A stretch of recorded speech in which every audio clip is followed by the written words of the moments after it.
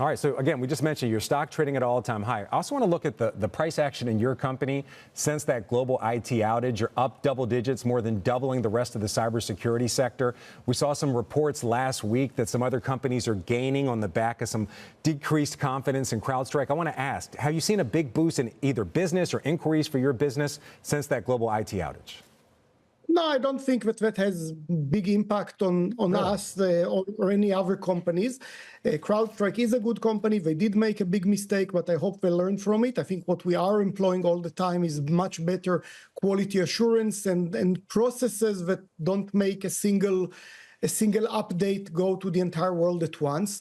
I do think that cyber remains important. I think that in what we are doing, which is giving the perimeter security with network security, that remains super important as the main way to contain and defend against cyber attacks. So market continues to be kind of healthy, and I think the need for cyber will be very important in many years to come. Okay, I mean, there's a very clear need for cyber, but Gil, I do want to ask you, I mean, we're hearing from analysts, clearly investors have decided they have more confidence in your company, or maybe they want to put more money in your company since that global IT outage. I'm sure that you're at least friendly and familiar with the people in CrowdStrike and George Kurtz, but I do have to ask you aren't seeing more people try to diversify the vendors that they use? You haven't seen any of those trends that we're hearing so much about?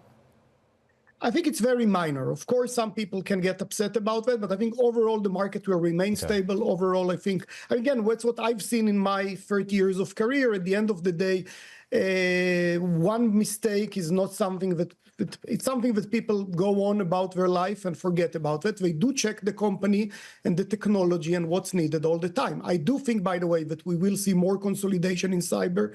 People are using way too many vendors for cyber, but I do think that CrowdStrike will remain one of the biggest cyber vendors.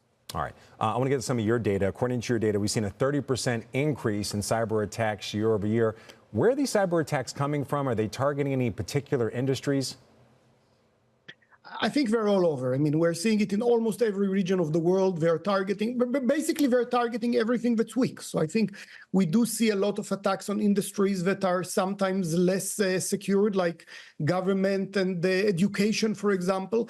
But basically, it's very simple. The attackers scan the network, and wherever they find the weak point, they'll get inside. So that's where we'll see the statistics. One thing that we're talking a lot about when it comes to the broader market is the idea of the Fed cutting rates coming up in September.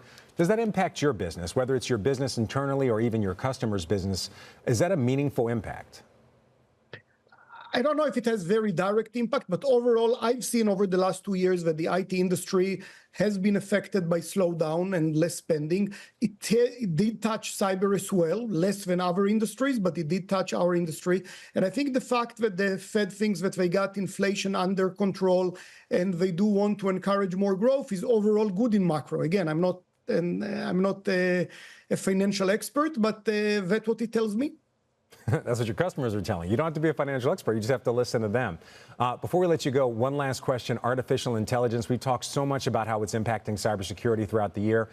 We've had quite some time since we last talked to you for you to see the impact of it and some other developments when it comes to artificial intelligence. What are you seeing right now? Is it more of a benefit for cybersecurity, or is it actually helping the hackers? How's that dynamic playing out currently today?